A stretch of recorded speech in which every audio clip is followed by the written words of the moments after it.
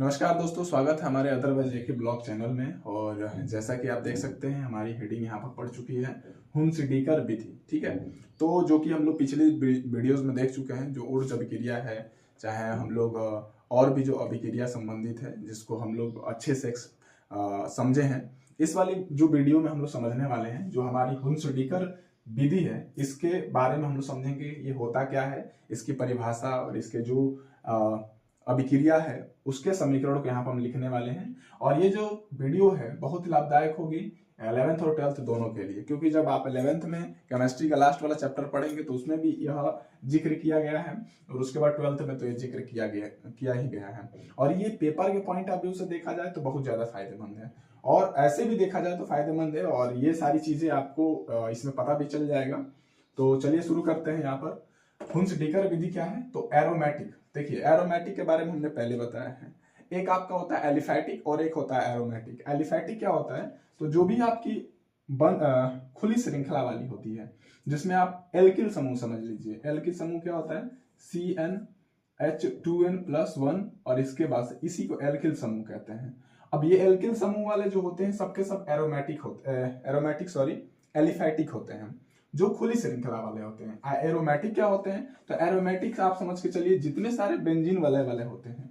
Benzene वलय, इसका मतलब ऐसे जो वलय बनता है, इस वलय वाले जो भी होते हैं वो सबके सब क्या होते हैं, एरोमेटिक होते हैं। एरोमेटिक यानी कि बंद श्रृंखला वाले होते हैं।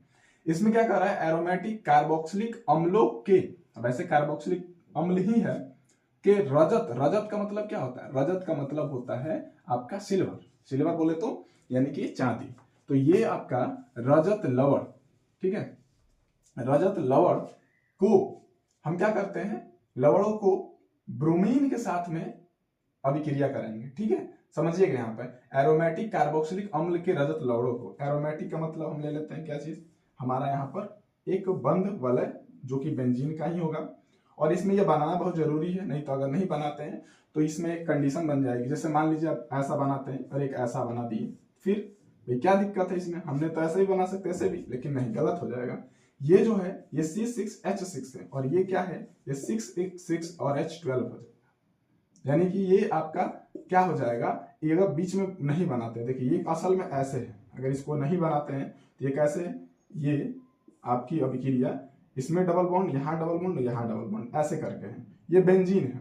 और ये अगर एक एक भी है ऐसे करके, यहाँ कार्बन है, कार्बन है, कार्बन है, कार्बन है, कार्बन है, कार्बन है। और यहाँ पर अगर हम देखें ध्यान से तो यहाँ पर एक हाइड्रोजन, यहाँ पर हाइड्रोजन, यहाँ पर हाइड्रोजन, तो ये साइक्लोहेक्सेन कहलाता है। इसे हम साइक्लोहेक्सेन कहते हैं, और इसे जो हम कहेंगे वो बेंजीन कहते हैं। ठीक है, तो यहाँ पर आप थोड़ा सा कंफ्यूजन न बने इसलिए मैंने इसको एक्सप्लेन कर दिया। अब शायद आपको पता भी चल गया होगा इन सारी चीजों में। और यहाँ पर हम क्या करते हैं, कह रहे हैं कि हम लेते हैं एरोमेटिक कार्बोक्सिलिक अम्ल। कार्बोक्सिलिक का मतलब हो गया COOH। ठीक है, और इसमें रजत लवण कह रहा है, तो लवण जब भी बनेगा तो याद रखिएगा, जब भी कार्बोक्सिलिक होगा, कार्बोक्सिलिक पूरा नहीं टूटता है, केवल इसका हाइड्रोजन धन आयन, यानी कि यहाँ पर ये माइनस और हाइड्रोजन धन आयन ऐसे टूटता है। तो जब भी यह अभिक्रिया हुआ होगा और जिससे लवण प्राप्त हुए होंगे, उस जगह पर हाइड्रोजन की जगह पे क्या हुआ होगा, तो वहां पर Ag का मतलब क्या पर सिल्वर यानी रजत। तो कह रहा है कि कार्बोक्सिलिक अम्लों के रजत लवणों को किसके साथ हम अभिक्रिया करेंगे, ब्रोमीन के साथ करेंगे। और ब्रोमीन जब भी अभिक्रिया होगा तो ये परमाणु से थोड़ी ना होगा, समीकरण में परमाणु नहीं दिखाएंगे। हाँ, जब अभिक्रिया होगा और अभिक्रिया के दौरान यह परमाणुओं के अंतर्गत जो इलेक्ट्रॉन है उनके अंदर की जो बॉन्डिंग है उसके साथ में होता है, तो वो तो अभिक्रिया के अंदर वाली बात हो गई। लेकिन जब हम लिखेंगे तो यहाँ पर हम लेंगे कितने, 2 ब्रोमीन। और ये क्या कह रहा है, दोनों ब्रोमीन को, कि जब हम इसको क्या कर रहे हैं, एरोमेटिक कार्बोक्सिलिक अम्लों के रजत लवणों को ब्रोमीन के साथ अभिक्रिया कराएंगे, और किसकी उपस्थिति होनी चाहिए, ये उत्प्रेरक का कार्य करेगा। कौन, CCl4। और CCl4 क्या है, कार्बन टेट्राक्लोराइड।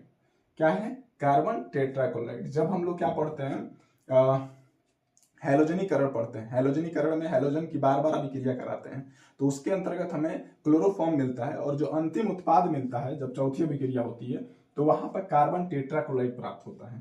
ठीक है, उसको भी एक बार हम लोग देख लेंगे वीडियो में। तो अभी फिलहाल के लिए आपके पास क्या है, हुंस डीकर विधि है। तो हुंस डीकर में हम कार्बन टेट्राक्लोराइड की उपस्थिति में जब इसकी अभिक्रिया कराएंगे, देखिएगा हमने अभी कहा जब ये टूटेगा, जब कार्बोक्सिलिक, तो ऐसे करके हाइड्रोजन था। ठीक है, तो वहां पर क्या हो रहा था, हाइड्रोजन कार्बोक्सिलिक, और यहाँ पर हाइड्रोजन धन आयन ऐसे टूट रहा था।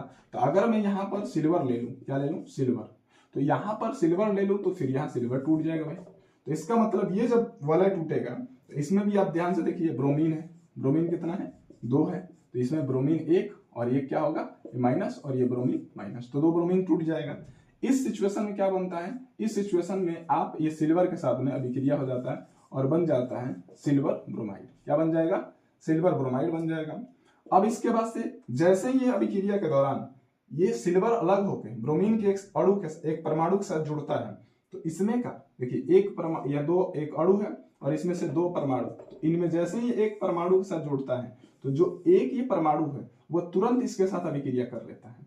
यानी जो एक परमाणु है ये जो इसके साथ टूटा हुआ कार्बोक्सिलेट है उसके साथ में कर लेता है, और यहाँ पर आपको लगेगा कि अभिक्रिया यहाँ पर संपन्न हो गई, लेकिन सिचुएशन ये बनती है कि जब हमारे पास लवण है तो फिर लवण क्यों बनेगा, सोचने वाली बात है। इसलिए यहाँ पर ये अभिक्रिया यहाँ पर न होके ये तुरंत जैसे ही अलग होता है ये कार्बन डाइऑक्साइड बन जाता है। तो यहाँ पर हमें क्या प्राप्त हो जाता है, कार्बन डाइऑक्साइड प्राप्त हो जाता है इस सिचुएशन में। तो यहाँ पर हमने क्या देखा कि हमारे पास क्या क्या प्राप्त हुए, इसमें से जैसे सिल्वर अलग हुआ ब्रोमीन के साथ जुड़ गया और यहाँ से ये जो कार्बन डबल ऑक्सीजन जाएगा ये कार्बन डाइऑक्साइड बन गया। तो बच क्या रहा है हमारे पास, यह एक वलय बच रहा है बेंजीन का, जिसमें एक हमारे पास यहाँ पर कमी है, क्योंकि यहाँ पर कोई हाइड्रोजन विस्थापित हुआ होगा तभी तो ये जुड़ा होगा। तो उस सिचुएशन में हम यहाँ का ब्रोमीन यहाँ पर लगा देंगे तो यह हमारे पास प्राप्त हो जाएगा क्या भाई, तो ये हमारे पास प्राप्त होगा ब्रोमीन। तो ब्रोमो बेंजीन, ये क्या होगा, ब्रोमो बेंजीन, ठीक है, ब्रोमो बेंजीन प्राप्त हो जाएगा, ठीक है। और ये हमारे पास कार्बन डाइऑक्साइड और ये क्या है, ये सिल्वर ब्रोमाइड है, और ये हमारी अभिक्रिया संपन्न होती है। और इसने कहा भी है कि ब्रोमो व्युत्पन्न का अर्थ हो गया ये जो भी प्राप्त हुआ है ये व्युत्पन्न ही है जिसका निर्माण हमें इस अभिक्रिया के दौरान देखने को मिला है, ठीक है। तो ये हमारे पास रहा हुंस-डीकर विधि। और कैसी लगी वीडियो आपको कमेंट में जरूर बताएं, वीडियो को लाइक करें, चैनल को सब्सक्राइब करें और ऐसी ही वीडियो देखने के लिए बेल आइकन को क्लिक करें, ठीक है। धन्यवाद।